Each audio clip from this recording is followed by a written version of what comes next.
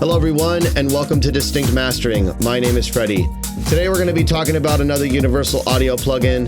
It's the DBX160, and it might be my new favorite plugin for bass. Let's get into it. Okay, so I recently picked up the DBX160 by UAD, and I gotta say, I'm really impressed. I used it on my bass bus just now in this session I'm working on, and this video is specifically about bass, but you could use this thing in all types of situations.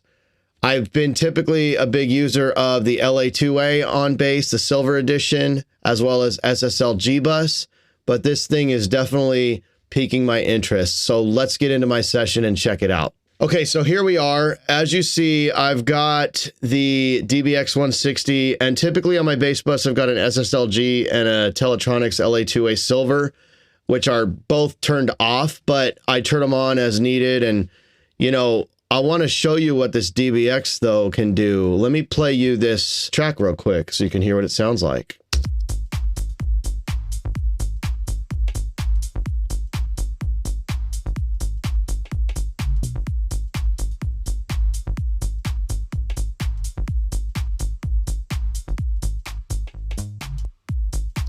So it's, you know, pretty simple right now. I've got a lot more going on in the rest of the track, but we're specifically talking about the bass line, so I'm going to keep it to that. Without the DBX160, it sounds like this. It's not as powerful. It's not as compressed, obviously. And it really gets a grip of the bass and allows it to sit in the mix nicely. In fact, for this specific, these two layers of bass that I'm using, it's working better than the LA2A and SSL for this track, in my opinion.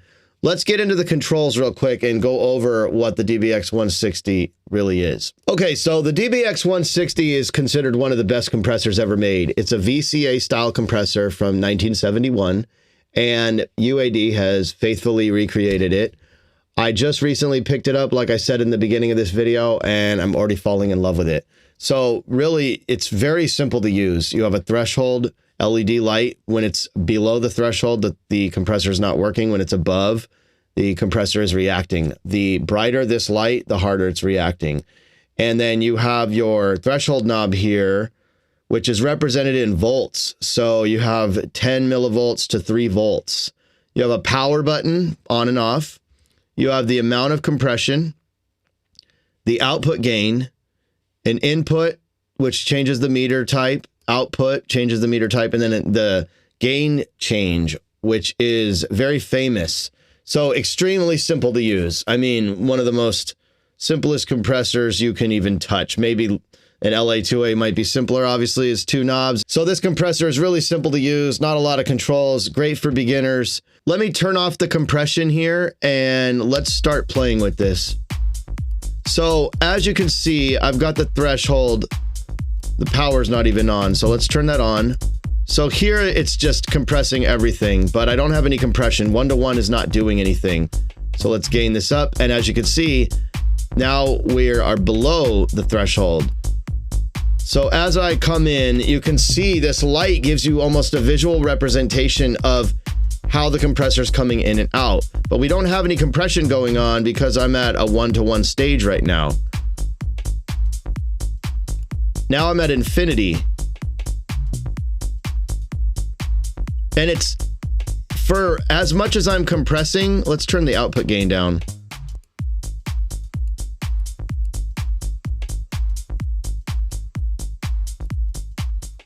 There you go. You can hear it starting to smash the sound. So the way I like to use this is find the spot where it's helping and enhancing the groove. Right about there. I'm going to back off on this compression. And then what I'm going to do is I'm going to solo this. And you can see the gain change. And I want to match the output.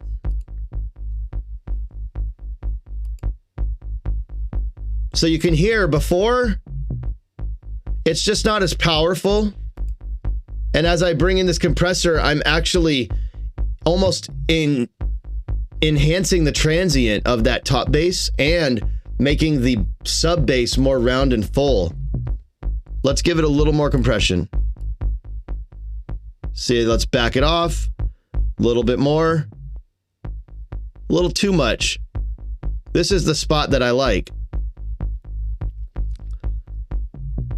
Let's bring in these kick drums.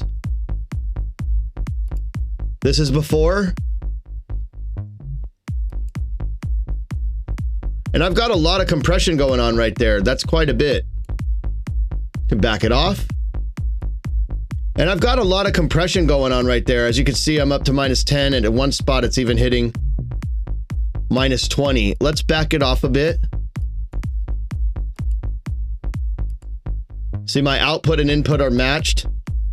So I basically level matched. So when I turn it on and off, you're hearing the compressor in all its glory.